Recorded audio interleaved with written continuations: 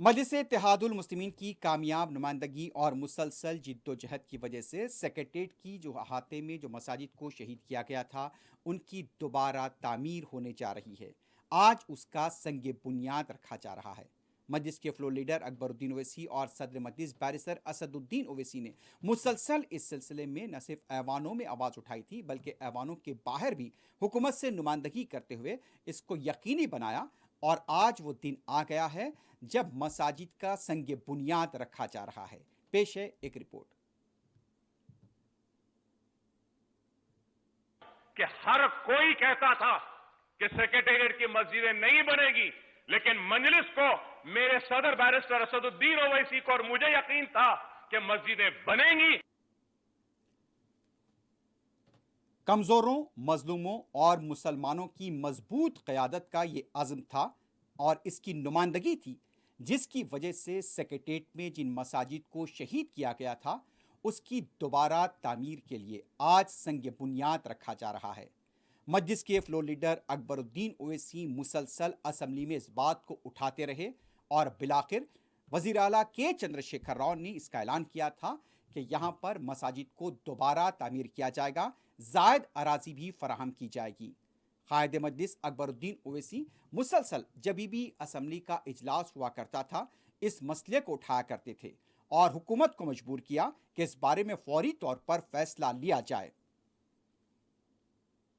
Secretariat में 2 मसाजिदें हैं, उनका तहफ़्फ़ुज़ जरूरी है। क्या ऐसा ना हो जाए कि फिर अंबरपेट में जैसा हुआ। मैं उम्मीद करता हूं कि अंबरपेट की मस्जिद भी दोबारा बनेगी। जहां मस्जिदां थे दोनों मस्जिद फिर वहीं बराबर बनेंगे, ये मैं आश्वासन देता हूं। वही नहीं, कुछ ज्यादा जमीन भी दे रहे हैं। दोनों मस्जिद के बीच में जो खाली जगह है वो भी वहां के इमाम साहब के लिए अलॉट करता हूं मैं और उसको वक्फ बोर्ड के हैंड ओवर कर देता हूं और जल्द से जल्द वो मस्जिद फिर बनेंगे, इंशाअल्लाह से फर्स्ट क्लास बनेंगे। बाज़ाब्ता मैं आपको ये देता हूं। सदर मजलिस बैरिस्टर असदुद्दीन ओवैसी की क़यादत में उलमा मशाइखीन के वफ़द ने भी वज़ीर आला के चंद्रशेखर राव से मुलाकात की थी और इन मसाजिद की तामीर के लिए नुमाइंदगी की थी। असम्बली के साथ साथ असम्बली के बाहर भी सदर मजलिस बैरिस्टर असदुद्दीन ओवैसी की सरपरस्ती में मसाजिद की दोबारा तामीर के लिए मुतअद्दिद बार नुमाइंदगी की गई और आज वो वक्त आ गया है जब सेक्रेटेरिएट की 2 शहीद मसाजिद का संग बुनियाद रखा जा रहा है। इसके आड़ में बाज़ अनासिर ऐसे भी थे जो अपनी सियासी रोटियां सेकने के लिए इस तरह की खबरें फैला रहे थे, गुमराहकुन प्रोपेगेंडा कर रहे थे। लेकिन जिस तरह से मजलिसी क़यादत ने इस हालात के अंदर हुकूमत से नुमाइंदगी की और इस बात को मनवाया कि उसी मुकाम पर मसाजिद की तामीर अमल में लाई जाएगी और जिस तरह से ये खूबसूरत मनाजिर जो कि अरबी डिज़ाइन में तैयार होंगी और इसका नक्शा कायदे मजलिस अकबरुद्दीन ओवैसी ने अपनी निगरानी में बनवाया था और इसे हुकूमत के हवाले किया था। कायदे मजलिस अकबरुद्दीन ओवैसी की तरफ से जो नक्शा तैयार किया गया था, आप देख सकते हैं कि ये आलीशान मसाजिद की तामीर वहां पर अमल में आएगी, जहां पर आसपास में बाग होंगे, इमाम और मौज़िन के लिए रिहाइश का भी इंतज़ाम रहेगा, खूबसूरत वज़ू खाना होगा और इसके आतराफ में खूबसूरत एलिवेशन और सब्ज़ाज़ार भी होगा। तो ये वो अजीमुशान मसाजिद हैं जो सेक्रेटेरिएट में तामीर होने जा रही हैं। मजलिस इत्तेहादुल मुस्लिमीन जो कि हर वक्त आवाज़ उठाती रही और उसकी आवाज़ को वक्त की हुकूमतों को सुनना भी पड़ा है।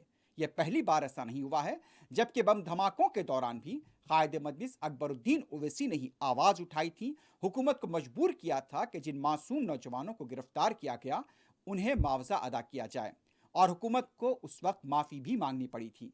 मजलिसी क़यादत हमेशा से मजलूमों, कमज़ोरों, मुसलमानों के लिए हक़ की आवाज़ को बुलंद करती रही है और जहाँ जहाँ भी हुकूमत की तरफ से इस बारे में यानी कि नाइंसाफ़ी का खदशा रहा, उन मामलात को भी हुकूमत के सामने लाती रही। यही वजह है कि मजलिस इत्तेहादुल मुस्लिमीन की क़यादत को आज न सिर्फ हैदराबाद दक्कन बल्कि पूरे हिंदुस्तान में एक मकबूलियत हासिल हो रही है। ये मजलिसी क़यादत की बेबाकाना कार्रवाइयाँ हैं, नुमाइंदगियाँ हैं और उनके जुर्रतमंदाना इक़दाम हैं, जिसकी वजह से न सिर्फ तेलंगाना व आंध्र प्रदेश बल्कि अब اس کی کئی ایسی باتیں ہیں جو کہ شمالی ہند کے ساتھ ساتھ دوسری ریاستوں تک پھیل رہی ہیں۔ مجلس یہاں پر مستحکم ہوتی جا رہی ہے۔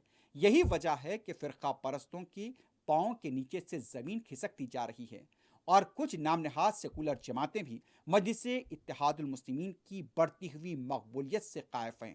اور آج وہ موقع آیا ہے جب مجلسی قیادت کی نمائندگی پر سیکریٹریٹ کی ان دو مساجد کا سنگ بنیاد رکھا جا رہا ہے۔ قابل مبارکباد ہیں تلنگانہ کے عوام جو کہ جن کی وجہ سے یعنی کہ مجلسی قیادت کی وجہ سے آج ان مساجد کی دوبارہ تعمیر عمل میں لائی جا رہی ہے اور آج اس کا سنگ بنیاد رکھا جا رہا ہے۔